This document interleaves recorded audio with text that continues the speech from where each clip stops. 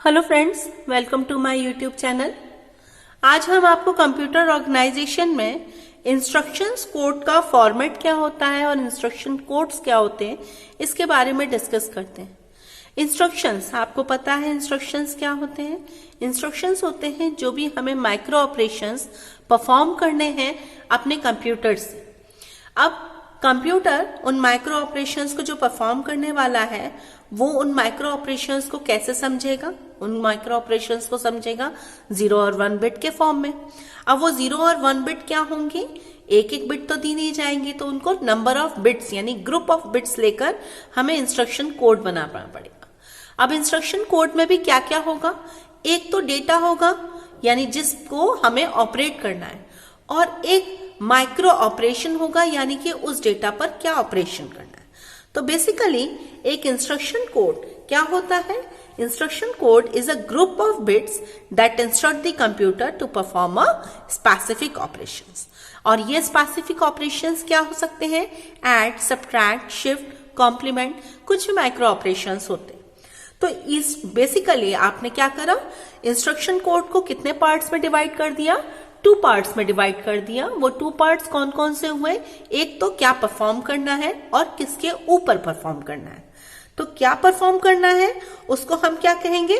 Operation part या operation code यानी कि ऑप कोड। और किस पर परफॉर्म करना है या जिस पर परफॉर्म करना है वो डेटा कहां पर स्टोर्ड है उसे क्या कहेंगे? Operand address. तो हमें नंबर ऑफ बिट्स की रिक्वायरमेंट होती है एक ऑपरेशन कोड के लिए, और ऑपरेशन कोड कितने हैं इसके करस्पॉन्डिंग ही, मतलब कितनी वैरायटी के ऑपरेशन चाह रहे हैं, 4 चाह रहे हैं, 8 चाह रहे हैं, 16 चाह रहे हैं, उसके करस्पॉन्डिंग आप number of bits operation code को असाइन करेंगे। यानी सपोज करिए आप टोटल 4 माइक्रो ऑपरेशन परफॉर्म करना चाहते हैं, ऐड, सब्ट्रैक्ट, शिफ्ट, कॉम्प्लीमेंट, तो टोटल 4 हो गए। अब 4 माइक्रो ऑपरेशंस के लिए टोटल कितने नंबर्स चाहिए? 2 वेरिएबल्स, यानी कि ऑपरेशन कोड को मैं मिनिमम 2 वेरिएबल्स असाइन करूंगी, उसके थ्रू आप टोटल 4 फंक्शंस को डिफाइन कर पाएंगे। ठीक है, तो हम क्या करते हैं, मैं आपसे एक डिस्कस कर रही हूं जनरल ऑपरेशन कोड जो एक सिंपल कंप्यूटर में कम से कम रिक्वायर्ड होता है। तो ये जनरल फॉर्मेट होता है 0 to कितना? 15, यानी टोटल कितना हुआ? 16 बिट का।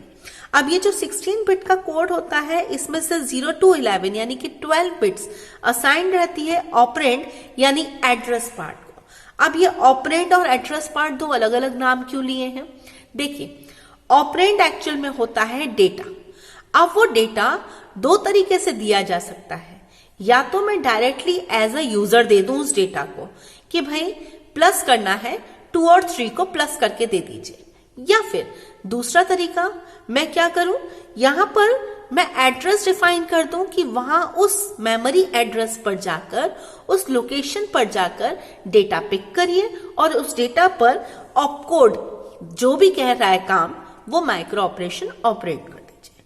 तो जब भी हम कहीं और से जाके डेटा को ऑप्ट करते हैं, पिक करते हैं, तब हम 0 to 11 12 बिट्स में एड्रेस डिफाइन करेंगे, और अगर हम इमीडिएट डेटा दे रहे हैं तो उसको डायरेक्टली ऑपरेंड कहेंगे। ज्यादातर से मेमोरी में ही डेटा स्टोर्ड रहता है, तो इसीलिए हम यहां पर 0 to 11 यानी कि 12 बिट्स के थ्रू एड्रेसेस को ही स्पेसिफाई करते हैं। इस एड्रेस के थ्रू हम मेमोरी को एक्सेस करेंगे, उस मेमोरी से उठाकर हम डेटा को और यहां पर बुलाते।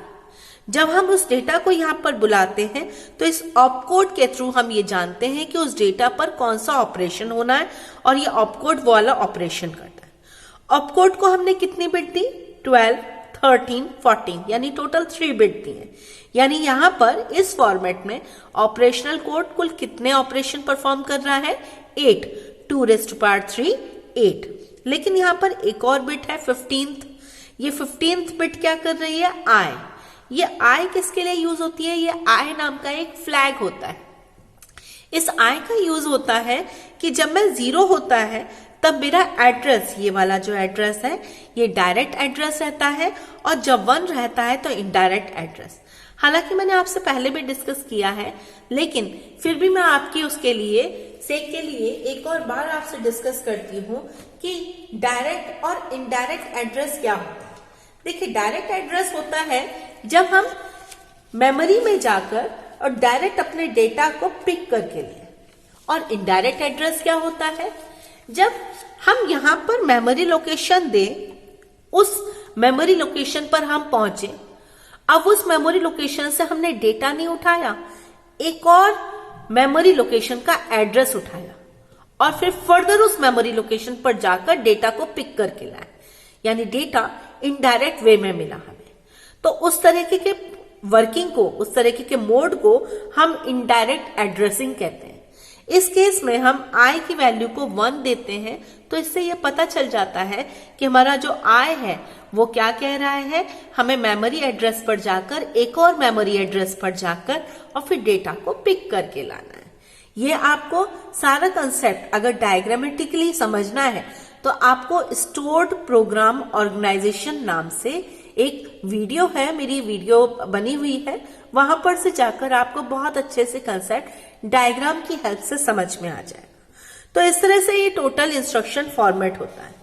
ये इसका मतलब क्या हुआ कि हमारा जो इंस्ट्रक्शन कोड है ये सिर्फ ऑपरेशन को ही स्पेसिफाई नहीं करता, बल्कि रजिस्टर्स यानी कि जहां डेटा स्टोर्ड है, या फिर मेमोरी वर्ड्स जहां पर ऑपरेंड्स पाए जाते हैं, उनको भी स्पेसिफाई करता है। ठीक है, मेमोरी वर्ड्स इंस्ट्रक्शंस में ही उनके एड्रेसेस के थ्रू ही एड्रेस की जाती है। अभी आपसे मैंने डिस्कस करा है जी, यहाँ पर एड्रेस रजिस्टर पर जाकर, एड्रेसेस पर जाकर हम मेमोरी को ऑप्ट कर सकते हैं, मेमोरी से डेटा पिक कर सकते हैं। तो ये था आपका ओवरऑल जनरल इंस्ट्रक्शन कोड। इसके थ्रू आप बता सकते हैं कि ऑप कोड और ऑपरेंड क्या होते हैं। आज के लिए बस इतना ही। Thank you.